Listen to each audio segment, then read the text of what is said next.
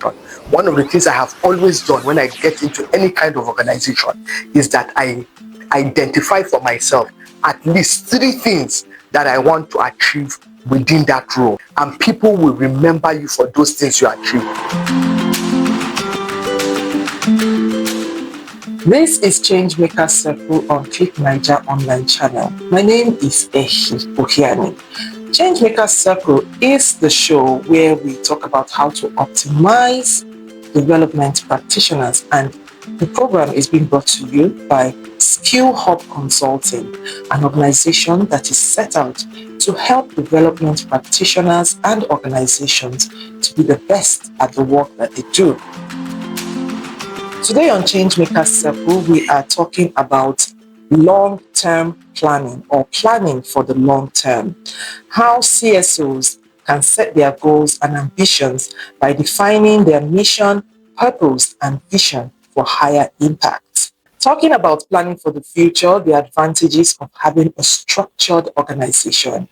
And I have someone who has a wealth of experience in structuring of organizations. She is indeed the best fit to talk to us about long-term planning. And I'm talking about none other but Hansatu Adegbite. I'm sure that name rings a bell. It's such a pleasure and a delight to have you with us on Changemakers Circle today, Hansatu. Thank you so much, Ehi. Always a pleasure to be here to speak on anything development. Hansatu is an epitome of development herself, and I'm going to tell you a little bit about her. She is a result-driven and an award-winning leader with over 20 years of experience across the non-profit, private sector, and volunteer management landscapes. She has a proven track record of driving strategic initiatives, forging impactful alliances, and achieving measurable social outcomes. She has served in numerous national and international committees. She is the immediate past executive director of the Women in Management, Business and Public Service WIN-BIZ. Listen, I can go on and on. Award-winning Hansatu. I mean, I have to for this big, huge profile. It's not easy to be a woman and be all of this. Sure. Well done. Thank you so much. Thank you. We are still growing. Exactly. I think that is really the key, Yeah. that room to always, for more, for Yes, expansion. that's true. Yes. It makes the entire work limitless and makes it borderless for us, especially as women. But now talking about CSOs, aiming for significant and lasting impact. How crucial is the process of clearly defining a mission, purpose, and vision is it for CSOs and non-governmental organizations? I think the first thing that is very critical with any kind of organization that is set up is to understand why you are setting it up. What is that problem that you want to solve? When you want to solve a problem, there's what they call the theory of change. There's an existing problem. You feel this is the intervention that you will have. And at the end of the intervention, there's an expected outcome. And so when you are defining what you want to do as an organization, it is very important to be very clear about your why. Why do you want to exist? So that is one. The second thing, there's a saying that says, if you don't know where you're going to, anywhere will take you there. You don't even know which road to enter. But when you define clearly the problem you want to solve, you'll find out that it keeps you focused. A lot of times we see organizations that have set up what they want to do, but because of funding, they know that is not their area. But the minute they want to collect funds, you will, in fact, at a point, you will be confused about really what problem are they there to solve. Because some just want to follow the money, some want to follow popularity. But when you define your problem, you give that yourself clarity. That's where vision comes in. It is so clear, this is what we want to do. And then you begin to think about the how, when, who are the partners, who are the collaborators, and so on and so forth. And then at the end of the day, who are your target beneficiaries. But how easy is it to avoid that temptation, really? Because when you decide to niche and decide that this is your purpose, this is your vision, and there is no money pushing this vision, and you're seeing money coming in some other direction, you know, and you quickly just want to pivot a bit to a little sideways, you know, just to grab that fund. How easy is it really to stay on this focus in the face of such a challenge? Consistency and commitment are key. If you look around you worldwide, it is specialization that brings in greater. Why I'm saying that is that, yes, you may want to follow things, but look around you in the world. Any name I mention, you can clearly define what they're into. Their niche. Yes, what their niche is. And the reason you can do that is because they have stayed consistent over a period of years. Even for companies, for organizations, for countries, for individuals. If I mention some names, something will jump out. For example, now, if you are looking at the sports industry, the minute you say Venus Williams, lawn tennis jumps out. If you say Maradona, football. Now imagine Maradona, you say Tiger Woods, golf. Now imagine Maradona holding golf stick because he feels that the tournament the prize will bring money. You will just treat yourself in the sense that, yes, short-term gain cannot be compared to long-term impact and results. So my own advice is, number one, in order to resist the temptation, always go back to your vision. But that is why you also need a very good corporate governance structure. That is when you are talking about your leadership. Because when you are going out of line, it is your leadership that will always also bring you back and redirect. So I think that's also another important way. But don't focus on short-term gains at all. It doesn't pay. Which, you know, it supersedes whatever it is Yes. That you might be going after at the moment. Interesting. So what are a few basic steps that a CSO can take in planning for their next few years or planning for the future? I think the first thing is the people. And when I'm talking about people, I'm talking about both internal and external. You must understand that there's nothing you can achieve as an individual. No man is an island. And you are limited in your skills and talents and capabilities and capacities. So within your internal structure, you need to set up either an advisory board or a board that is that works with you on ownership. Why do you need the board? They have influence, they have skill sets, they have experiences that you need to leverage on. And then they also have their collective skills gives you credibility and helps you to be accountable. So even when you're applying for certain types of grants or opportunities, when they look at the people backing you, it gives you greater advantage. So that's number one.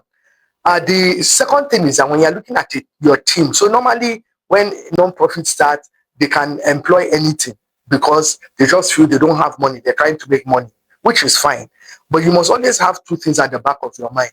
You're either going to grow and upskill your team, or in the long run, as you grow, you need to get the right talent to take the right responsibilities. To be creative, where you know you cannot afford to pay people, you can bring them on as project team members when you have various projects.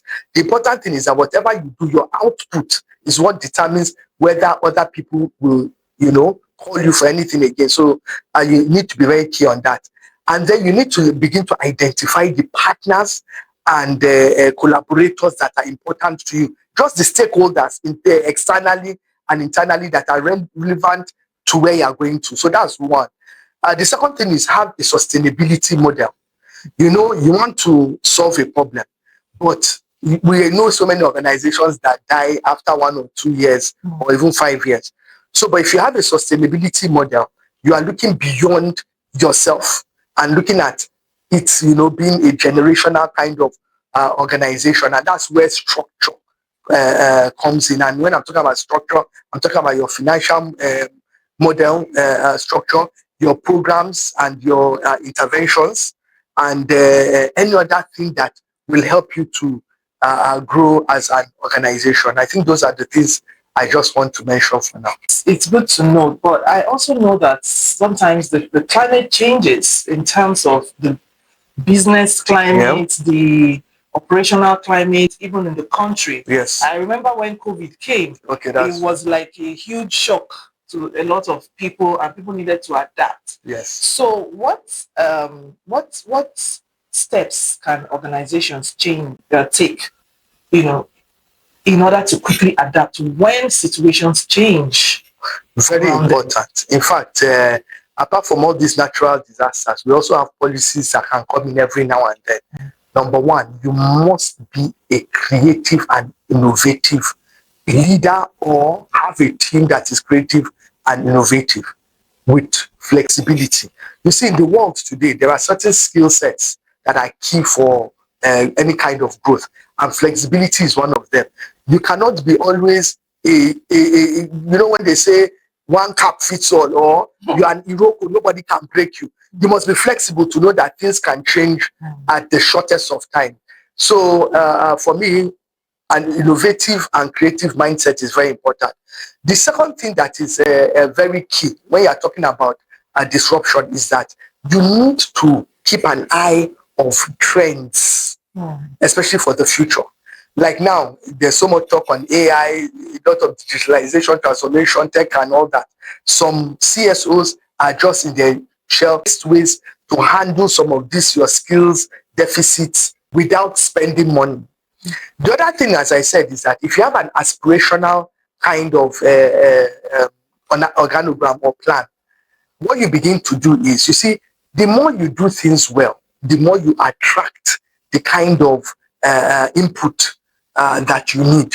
So when people begin to see that this is a structured, focused organization, and you handle your communications effectively, because one of the things people, a lot of CSOs don't understand is that it is very important to have strategic communications. What you put on social media, some of the speaking engagements you do, some of the media engagement, and so on and so forth. You begin to amplify what you are doing. It makes it easier when you call out for applications for people to come in. But the most important thing, as I said, is you must upskill your team. You must upskill your team. Even if they know everything, find ways to upskill them.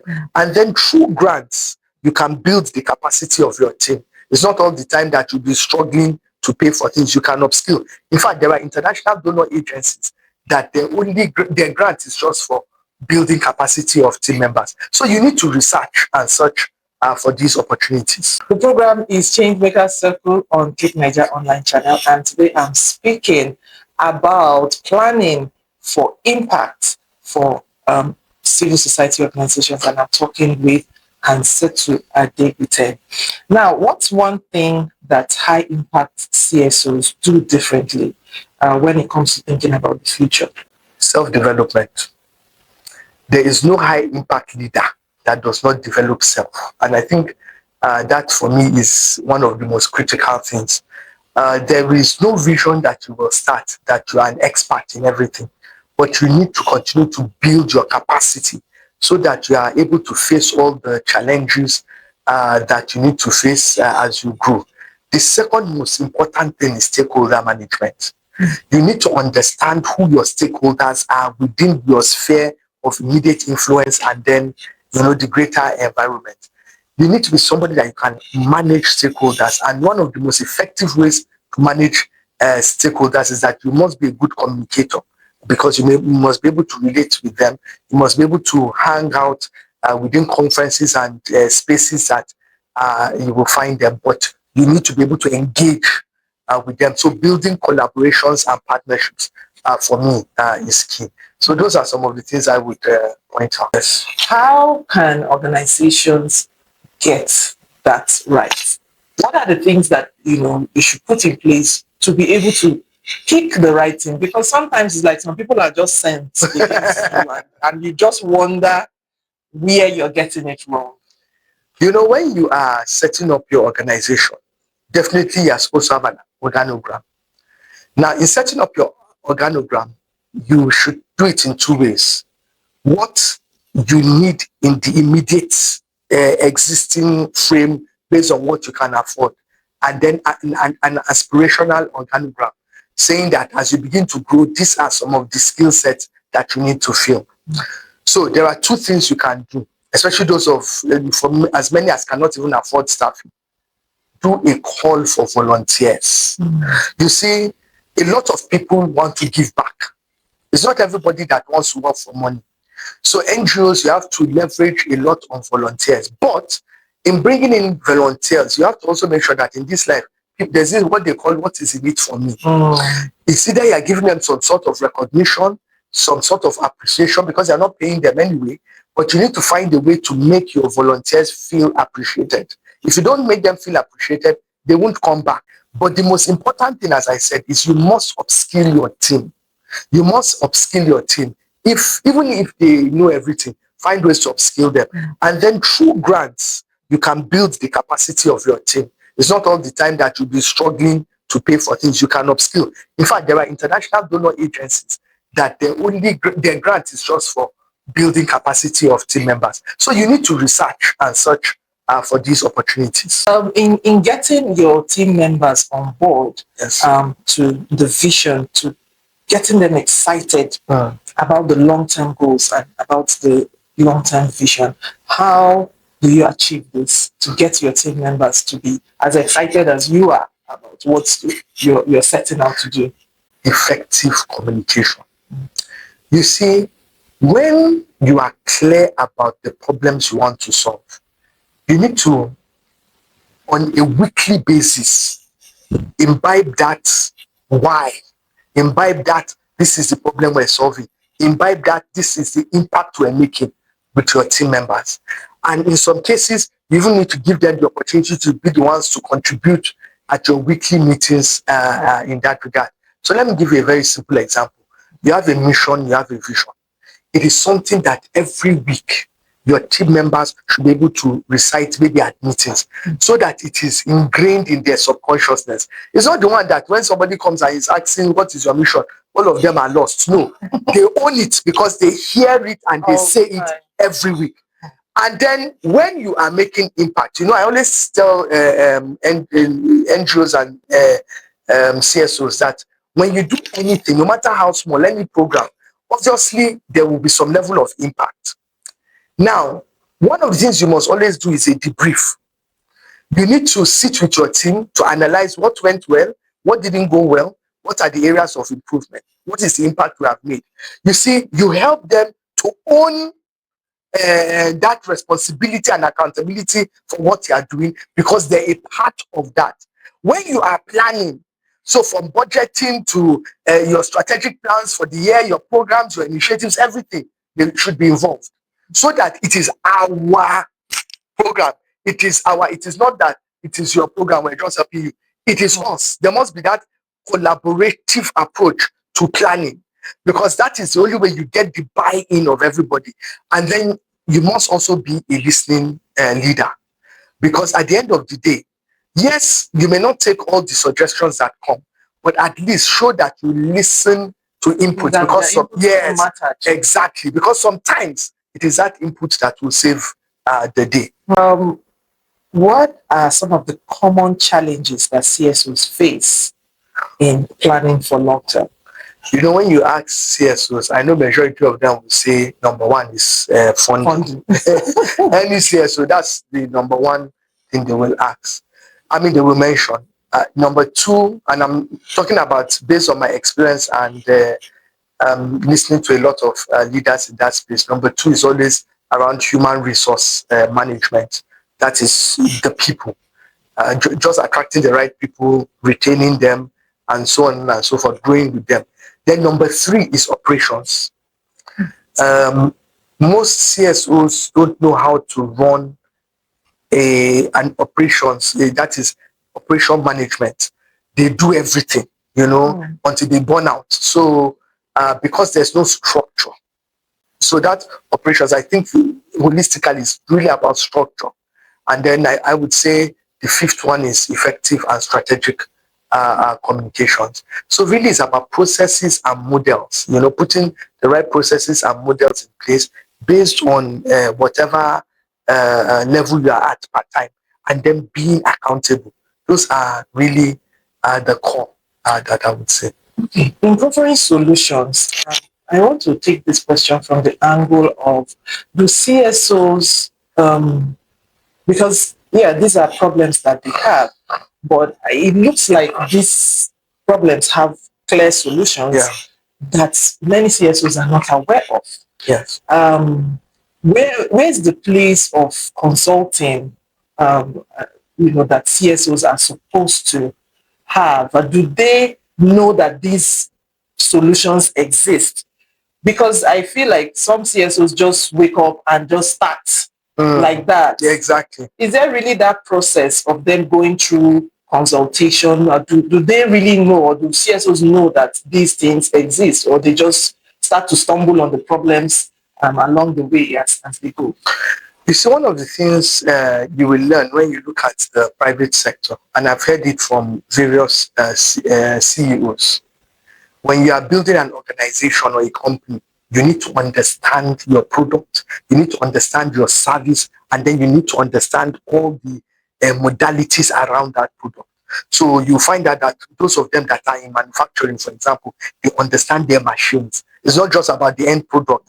They understand their machines. They can tell when something is wrong just by listening to it. And I'm talking about CSOs. They're not CEOs. They're not even, not the engineers and all that. So what they do is that they make sure that every aspect of the company, they understand it. In fact, in bigger organizations, you find out that when you enter and you are going for senior management, they will rotate you around different departments so that you understand it. So that by the time you become a CEO, you are not a CEO that is just sitting in that air-conditioned office. You understand things, you understand the numbers. So I would say that the first thing that is very critical in solving this problem is you must understand the problem you are trying to solve, the industry of that problem, and then understand the modalities around that. Now, if you don't understand it, which is what you are saying, that is where you even have consultants that can help you. There are people, like I look at Skills Hub and the rest, there are people that have been in that space for 20 years, 30 years. They decide to say, look, I want to help more. I've gained enough knowledge. I want to help others. And so they step out. So you also need to research on who are your helpers there. Yes, you may invest some money to get them in, but the important thing is that they help you. Sometimes it's not even at the beginning. Sometimes it's as you are growing, you find out that you need the input of some of these professionals. So for me, that is very key in terms of growth. It's been Changemakers Circle on Click Niger online channel, and I've been having the time of my life, really. But before I let Hansatu go today, I know you're someone with a huge wealth of experience. Can you share a story with us of a success story of a long-term, plan that you've seen that has worked, or an organization that has built this long-term plan or done long-term planning and it has worked, and that other CSOs or organizations can lay reference to and use? I think it will be in change management. And without sort of calling out any organization in particular, I would say one of the things that you will realize as you begin to grow is that sometimes what got you here may not take you there. So when you look at things and say, oh, we've been doing this for over 10 years and it has worked. The fact that it has worked for 10 years does not mean that it will work for the next 20 years. And so what I now realize in one or two of the organizations that I had worked in is that when you want to bring in change, it is very difficult when people feel this has worked, but they're not looking at the big picture. Bearing in mind that usually when you're in the driver's seat, you can see what others cannot see from experience. So in change management, the most important thing you need to do is to be able to communicate change in a language that people will understand. Because for you to get buy-in of the people, they need to understand the change. I'll give you a simple example. When President Tinubu came in, he announced subsidy removal. I will tell you that 98% of Nigerians, or maybe 95%, don't understand what subsidy is per se. They may know it. When I say they don't understand it in depth. Yeah, the details. Yes. But if you ask the average Nigerian now, what is subsidy? They'll tell you it's pain. It's just pain. Because as far as they're concerned, from the removal, all they have experienced is pain, high cost of things, and so on and so forth. There was, and in fairness to him, he's not the one that technically removed it. It was removed by President Buhari when he announced the change. Now, if Nigerians had gone through a process of understanding, a process of seeing the effect it has had on our economy, understanding it on every person's level. Now, you will never get 100% buy-in, but it will be easier for people to brace themselves and say, this tsunami is coming. But what I've realized is that when people don't accept, they don't embrace change, it is number one, either because they don't understand the change, number two, either because they don't like the person that is bringing the change, and number three, simply because they just don't care. So you need to bring understanding. And when you bring understanding, sometimes you are not the one that will bring understanding. You look at all your different levels of people and get people that they can listen to. Your board will listen to a particular kind of person. Let that person understand it and intervene. And then you can now have a strategic session, planning session, to now be able to work towards that change. Amongst all your roles, I know for the position at Wimbis is the one that sticks out for me personally, and I'm sure maybe to a lot of other persons. But amongst all your roles, which one would you say has been the most interesting or challenging? Definitely the most challenging was my role at Wimbis, but it was also the one that helped me grow the most. I mean, I was in that role as executive director for 7 years, but I was privileged to work with the founders of Wimbis. They were the board members there, and I served under them for about 5 years. I can tell you through service, there's a lot of learning, a lot of things around structure, corporate governance, financial management and systems, and so on and so forth, audited reports, and just all those things around planning. I learned from most of the Wimbis founders and some of the senior members of Wimbis, and even the team members, and even a lot of life lessons. So for me, I would say that has been very significant in terms of my growth, especially in the social sector sphere of. Okay. Before we leave, if there's one thing that you picked from your experience at Wimbis that you want to share with other CSOs or NGOs that they can learn from as well, what would that be? I would say that it is very important to have a clear focus in anything you do. What I do when I enter an organization is that I identify that I cannot solve everything, but I identify at least 3 major things that I want to solve. And once I achieve them, I am able to pat myself on the back and move on. And people will remember you for those things you achieved.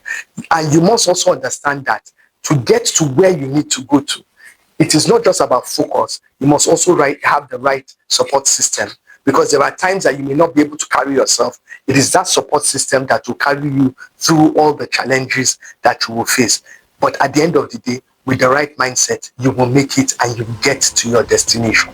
Staying focused, surround yourself with the right supportive system. Thank you so much, Hansatu, for being on the program today. It's been awesome speaking with you and quite enlightening. I've been speaking with Hansatu Adegbite. She's presently or currently private sector national consultant for the UN Women, among so many other things. Changemakers Circle will be here next time, and the program is being brought to you by Skill Hub Consulting. Until next time, my name is Ehi Ukiani. Bye.